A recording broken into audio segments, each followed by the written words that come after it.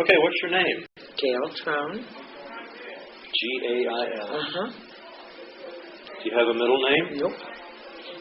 Trone.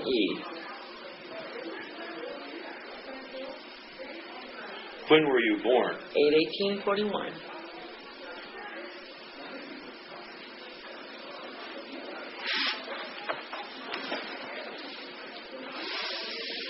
Okay. Appreciate you doing this. You know that our tape will end up on the shelf at the Portsmouth Public Library, and people 100 years or so may want to come in and see this. And for their benefit, I also try to establish a genealogical line. Okay. What were your parents' names? I'm not sure. I was adopted. What were your adopted parents? Okay. Maitland Knowles and Myrtle Knowles. Knowles. Knowles. Okay. What were their first names again? Maitland was my father, and Myrtle was my mother. Okay. And where were they from? Are they from Southern County? My mother's family was from Kentucky, up around Greenup. My dad was born in the Bahamas, and they met in Florida, in Palm Beach, and got together. And the rest is history. And the rest is history, and then along I came. Well, when were you adopted? Do you know that? 6, 12. There's really a gap in there. Okay, you're either.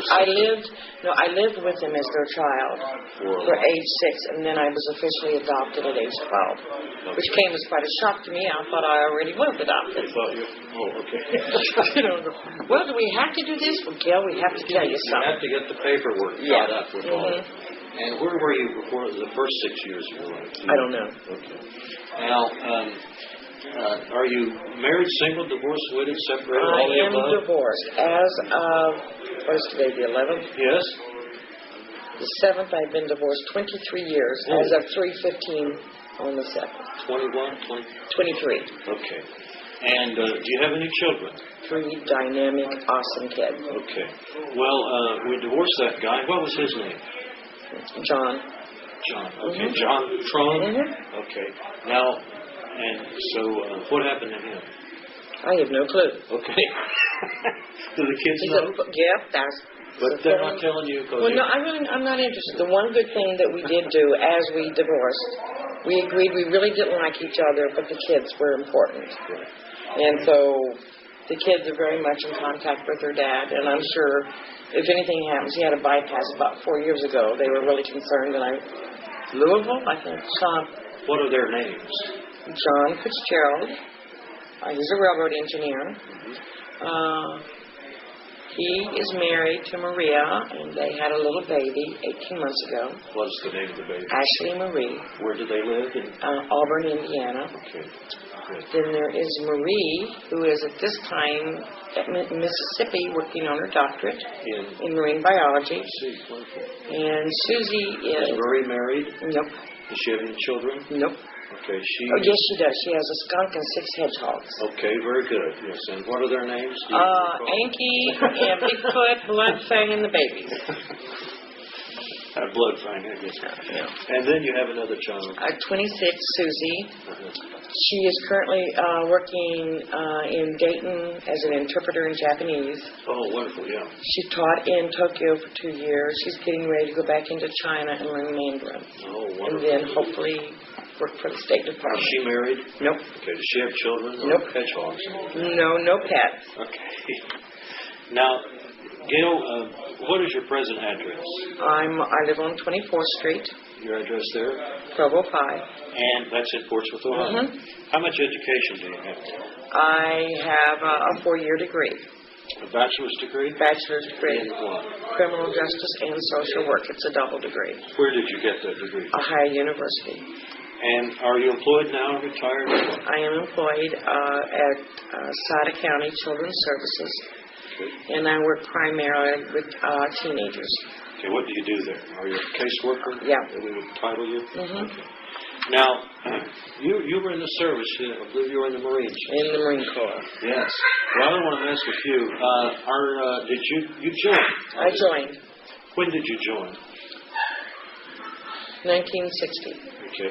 Why did you join the Marines? 60 was a very pivotal year, at least in my lifetime. There was the civil rights movement was starting and everything, and I had attended a convent boarding school, which made social awareness very Where prominent. was that you attended? That? School of the Brown County Ursulines. It's right out of Cincinnati. Okay. And I actually went to join the Peace Corps, and they had already taken their test. So as I was going down the basement in the courthouse, I passed a Marine Corps recruiter who convinced me I could do the same thing in the Marine Corps. Help people. Help people. So my parents, much to my surprise, signed. And how old were you? I was 18. You were 18 at the time. Well, you could have gone in anyway, couldn't you? Well, I kind of wanted their permission, and they said, they had your parents sign this, so I did. So you went from a convent school Convent boarding school into to the Marine being Corps. a trained killer. Yes.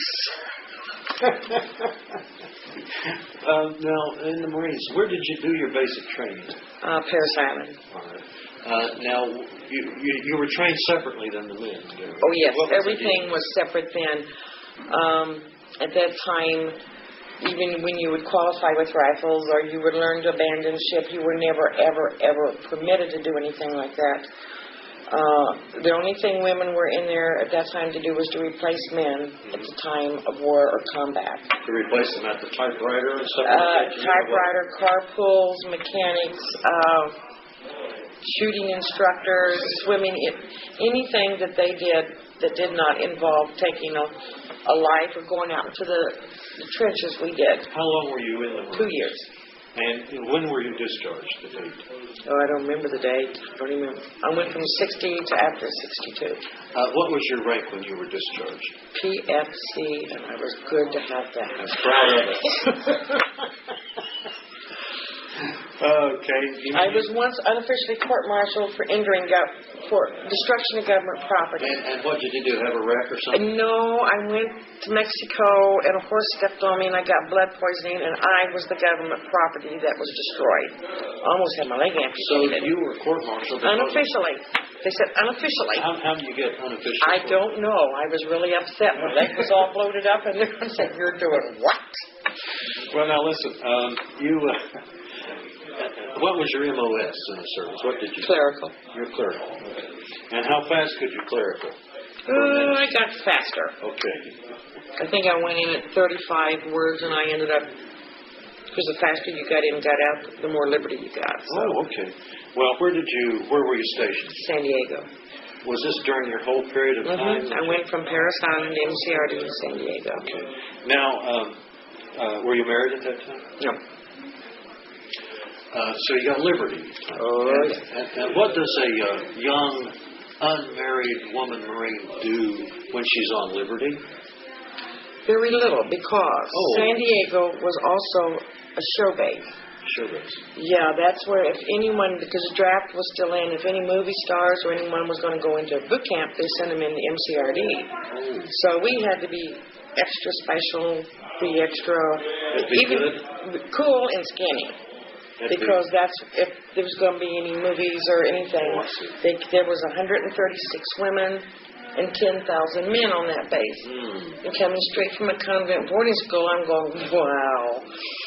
But once they let us out, they would go down like on the roster every hour, every fourth person. And the MPs would come, and you better be there. So our liberty was I thought I was living the life, but there was more freedom in the convent. Did you see any movie stars? Oh, yeah. Who? The Everly Brothers. Ricky Nelson. Let's see. Jody Manzio's son. Put them all through boot camp. Did you? Okay. Did you go out with any of them or date them or anything like that? Well, one of the Everly Brothers, but that was a long time ago. Did you bring back do you have any souvenirs from the time you were in the Marines? No. Uniforms that I cannot fit into. Did you like the service? Did you like the Marines? I loved it. Why did you get out? Horse stepped on you? No, I'd gone in for 2 years, and I'd served my time, so it was just a progression. I see. And then after you got out, where did you come back to? Where did you go then? I stayed in San Diego. How long were you there? Is that where you got married to yeah. Mr. Trone?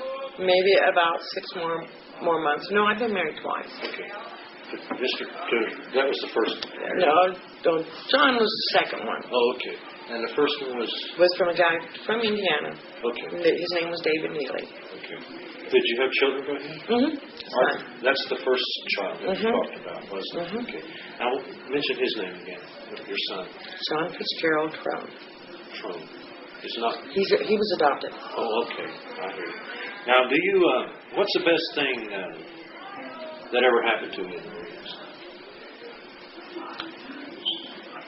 Being a Marine, the pride. I know all services, all branches are supposed to be dynamic, but simplify, esprit de corps, it's there, no matter where you go. Can you relate to that now, to say a Marine? Oh yeah, oh yeah. There is just something really. Of course, everyone says no matter what branch they're in, that happens. But I think in the Marine Corps, it was really. I mean, it's the training. I know it's not as intense as since they drowned the one platoon of recruits. When did they do that? Right after I went in. Yeah. Because I know, like, they would wake us up at 2 or 3 in the morning, cleaning trash can, making us march to the swamps. And, it's a total destruction of who you are. And then they spend the last part building you up to be the most superior person in the universe. I mean, like, at graduation, I knew I could go to China single-handed, with or without a weapon, and conquer the whole country. Yeah. And 6 months later, I had kind of mellowed a little bit. But no, it is just the comradeship you have. There's friends I had there that I still have. Oh, you are in touch with people? Have you been back to San Diego since then? Okay. I went back to Paris Island. You have? My daughter was in the Marine. She went in for the Marine Corps band. Which daughter is it? The oldest one. She's the one with the skunk? Yeah, and 7 hedgehogs. 7? She is gifted in music. Unfortunately, she went through the boot camp, and then they stationed her in Virginia, and then she went deaf in one ear, which you can have really good grade points, but if you don't catch the beat, So then she got out and started into college. What's the worst thing that ever happened to you? Getting unofficially court-martialed. I was devastated. I couldn't believe my leg was all swollen. They were going to take it away.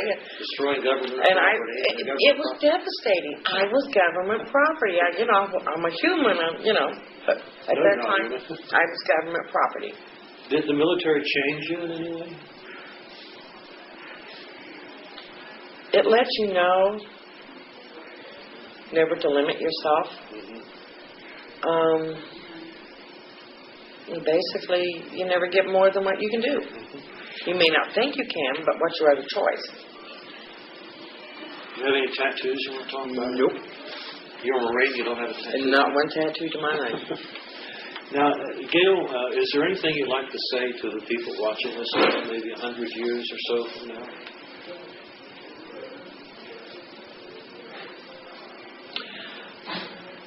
Well, I really didn't want to do this. You strong-armed me into it. That's true. But it's a thing that...